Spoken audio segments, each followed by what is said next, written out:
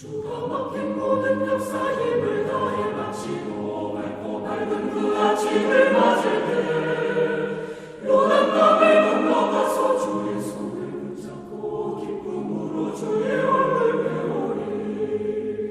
나의 주를 내가 그의 곁에 서서 배우며 나의 주를 손에 못잡고 보아 알겠네. 할렐루야. 오늘 8월 31일 8월의 마지막입니다. 그렇게 덥던 여름도 지나고 이제 아침 저녁으로 선선합니다. 낮에는 아직도 좀 덥긴 하겠습니다만은, 그러나 이제 시간이 참 세월이 한치도 착오가 없이 계속 흘러가는 것 같습니다. 속히 바이러스가 코로나 바이러스가 이제 종식이 되고 일상으로 돌아오기를 기대합니다. 그러나 동시에 이런 것이 종식됐을 때 어떻게 새로운 세계가 열릴 것인가 하는 것에 대한 것도 한번 생각해 볼 필요가 있겠죠. 온라인이라든가 또는 이와 같은 그 가상 공간이라든가 이런 것들에 아주 익숙한 세대가 우리들의 그 어린 자녀들 세대 아닙니까? 과연 그 세대는 하나님에 대한 믿음과 복음을 어떻게 받아들일 것인가, 또 그들은 어떻게 살아갈 것인가 하는 것들은 사실 참 어떤 면에서는 암담하기도 하고 참 걱정거리가 되기도 합니다. 이런 문제를 위해서도 우리가 기도하고 하나님께서 우리들이 자녀들을 잘 양육하고 가르칠 수 있도록 그 앞길을 잘 열어줄 수 있도록 지혜를 주시기를 우리 기도해야 될 줄 압니다. 오늘 말씀 어제 이어서 사도 베드로가 이 안진뱅이를 일으켰던 사건을 또 한번 생각해 보면서 이 베드로에게 있는 것, 내게 있는 것, 바로 이 예수 그리스도의 이름, 그런 이 말씀을 통해서 다시 한번 생각해 보려고 합니다. 베드로가 이렇게 말했죠. 내게 있는 것을 그대에게 준다. 어제도 강조했습니다만, 내게 있는 것을 그대에게 준다. 우리는 나에게 없으면 남에게 줄 수가 없습니다. 내게 있어야 남에게 줄 수가 있습니다.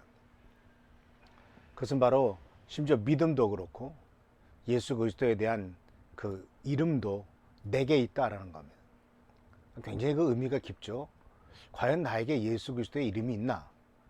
내가 감히 내게 있는 것을 너에게 주겠다라고 말할 수 있는, 그렇게 내가 정말 줄 수가 있는가? 내가 있어야 주잖아요. 그럼 과연 나에게 예수님이 있는가? 예수님의 이름에 대한 믿음, 또 예수님의 이름에 대한 소유권, 이것이 나에게 있는가? 예수 그리스도를 믿는 사람들에게는 누구나 다 예수님의 이름의 권세가 주어지죠. 마가복음 16장에 나오는 것처럼 나를 믿는 자들에게는 이런 표적이 따르리니 라면서 내 이름으로 귀신을 쫓아내며 귀신 뱀을 집으며 병든 자에게 손을 얹은 정색 나으리라고 말씀하셨는데, 이 말씀 속에서 우리들은 예수 그리스도의 이름이 내게 있고 그 예수 그리스도의 이름이 내게 있을 때 나는 그 이름을 소유하고 있고 그 이름의 권세를 활용할 수 있다 하는 것을 베드로는 바로 이 안진뱅이를 일으킴으로써 그것을 보여주는 것을 보게 됩니다.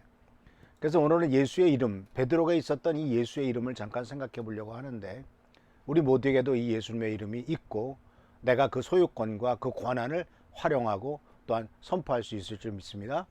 예수님의 이름에 대해서 성경 말씀은 여러 군데에서 그 이름이 아주 이름 자체의 위대함과 뛰어남을 얘기하고 있는 것을 보게 됩니다. 빌립보서 2장 9절에 보면은 그러므로 하나님께서는 그를 지극히 높으시고 모든 이름 위에 뛰어난 이름을 그에게 주셨습니다. 모든 이름 위에 뛰어난 이름, 예수 그리스도라고 하는 이름이죠. 예수란 이름도 흔했습니다.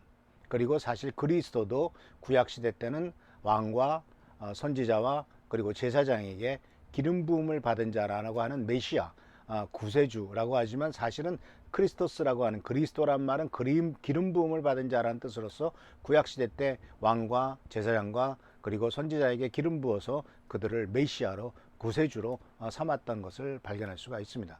그런데 예수님께서만이 바로 왕과 선지자와 바로 그 제사장의 이 세 가지 역할을 다 감당하신 하나님의 아들로서 우리들에게 드러났기 때문에 예수님에게만 이제는 그리스도라고 하는 이름을 붙이는 것을 볼 수가 있습니다.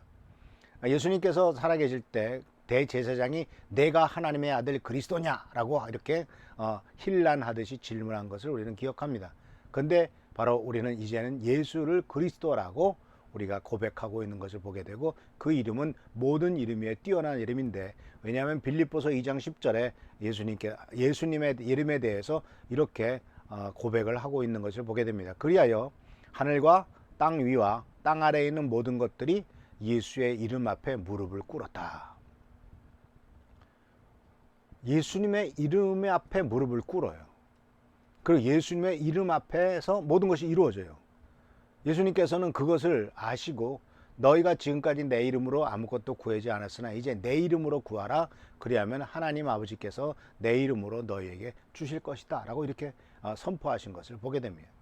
그래서 이 예수님의 이름의 권세는 예수님에게서 나온 권력뿐만 아니라 또 십자가에 달려 돌아가셨다 부활하심으로 얻게 된 그 영광과 이 모든 것들이 그 가운데 포함되고 있는 것을 발견할 수가 있습니다. 그래서 이 이름을 선포한 이유는 그 이름의 능력을 알고 있었기 때문입니다. 마가복음 16장에 나오는 말씀, 바로 내 이름으로 손을 아픈 사람에게 손을 얹으면 나을 것이다 라고 하는 이 마가복음 16장에 나오는 말씀을 사도 베드로는 분명히 믿었을 겁니다. 그래서 그 사람에게 손을 붙잡고 일으켰습니다. 그래서 그가 발과 발목에 손을 얹어서 다리와 발목에 힘을 얻어서 벌떡 일어난 것을 발견하게 됩니다. 그래서 이 이름을 이제 사도 베드로는 이 사람에 대해서 이렇게 표현하고 있죠. 사도행전 3장 16절 말씀입니다. 그런데 바로 이 예수의 이름이 여러분이 지금 보고 있는, 잘 알고 있는 이 사람을 낫게 하였으니 이것은 그의 이름을 믿는 믿음을 힘입어서 된 것입니다. 예수로 말미암은 그 믿음이 이 사람을 여러분 앞에서 이렇게 완전하게 성하게 된 것입니다. 예수 그리스도를 이름을 믿는 믿음, 이것이 바로 그를 고쳤다, 일으켰다라고 말씀하고 있고, 또 사도행전 4장 10절에서도 바로 예수 그리스도의 이름을 힘입어서 그렇게 됐다라고 다시 한번 이 병고침을 받은 사람에 대해서 설교를 하고 있는 것을 발견할 수가 있습니다.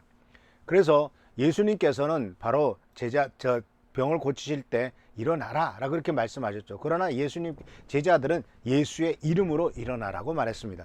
예수님께서는 야이로의 딸에게 가서, 회당장 야이로의 딸에게 가서 내 이름으로 명하노니 일어나라 그런 말씀하지 않았어요. 그냥 딸아 일어나라 달리다굼 하셨습니다. 그러니까 왜냐하면 예수님 자신이 능력의 존재니까요.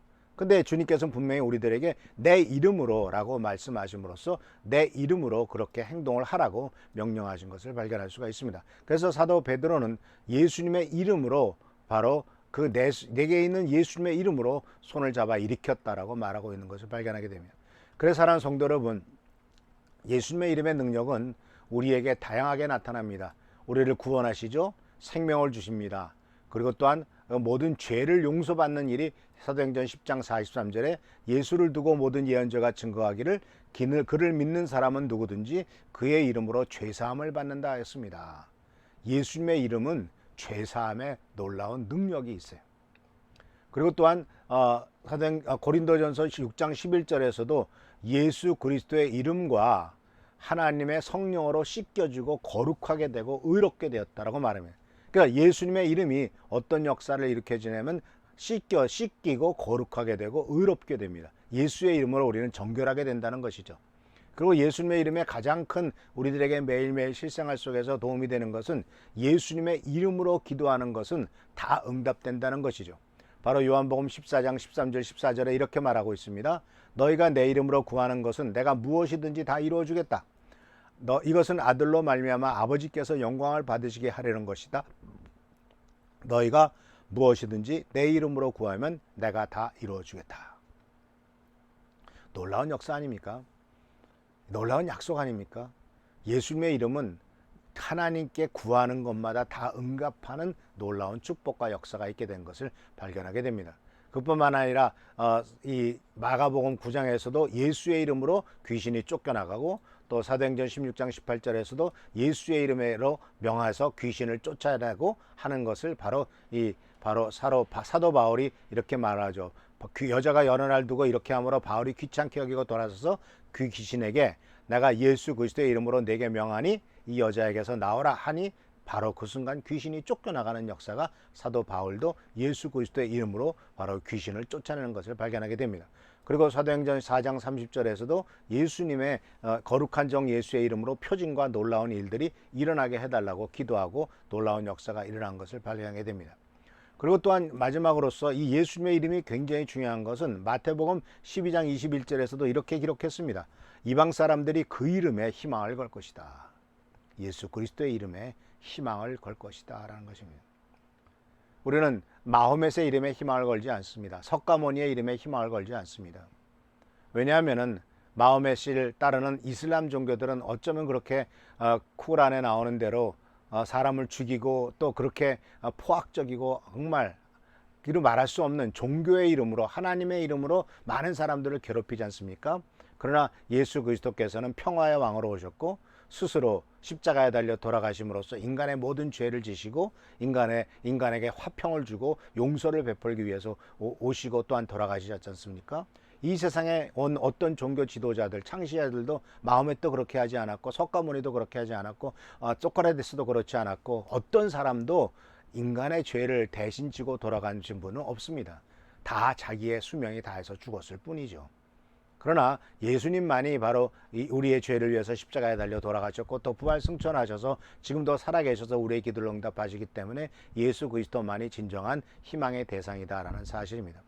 사랑하는 성도 여러분, 우리들에게 있는 것은 바로 이와 같은 예수 그리스도의 이름입니다. 사도 베드로는 분명히 알았습니다. 내게 이런 예수의 이름이 있다. 그래서 그 예수의 이름을 너에게 준다. 그리고 그 예수님의 이름의 역사는 바로 일어나서 걷는 것이다 라고 이렇게 사도 베드로는 안진뱅이를 일으켰던 것처럼 우리 사랑하는 성도님들도 예수의 이름으로 선포하십시오. 가까운 사람의 무너진 인생을 일으키시고 우리의 가정에 부족한 것들을 예수의 이름으로 모든 저주를 떠나갈지어다 라고 선포하십시오. 예수의 이름으로 모든 막힌 담은 무너질지어다. 또 예수의 이름으로 선포하노니 나의 가정에 너의 직장에 나의 사업에 있는 모든 문제점들이 해결될지어다. 모든 저주는 풀릴지어다. 이렇게 선포하시길 바랍니다. 주님께서는 믿음으로 그렇게 선포할 때 그것이 성취시키시겠다고 당신께서 이루시겠다고 말씀하십니다. 선포는 우리가 하지만 이루시는 분은 하나님이시요 예수님이라는 사실을 기억하시면서 믿음 안에서 성취해 나가는 우리 한 성도님들 되기를 축원합니다. 할렐루야, 축복합니다. 기도하겠습니다. 오늘도 함께 하시는 일 감사드립니다. 내게 있는 것 바로 그것이 예수님의 이름임을 잊지 않도록 도와주시고 그 놀라운 예수의 이름을 선포하며 그 예수의 이름으로 승리하는 우리의 삶이 되도록 인도하시고 보살펴 주옵소서. 항상 함께하여 주옵시고 도와주시기를 바라옵고 예수 그리스도의 이름으로 축복하며 간절히 기도하옵나이다. 아멘. 계속 교회를 위해서 나라 민족을 위해서 기도해 주시고 성도들을 위해서 기도하는 여러분 되시길 축원합니다. 예수의 이름으로 기도한 것은 다 응답하신다고 약속하셨습니다. 이 약속의 말씀을 믿고 주님 앞에 나가는 우리 귀한 성도들 되시기를 축원합니다. 할렐루야, 축복합니다. 하늘나라 올라가서 주님 앞에 절하고 온유하신 그 얼굴을 배울 때 있을 것을 예비하신 그 신사랑 고마워 나의 주께 깊은 찬송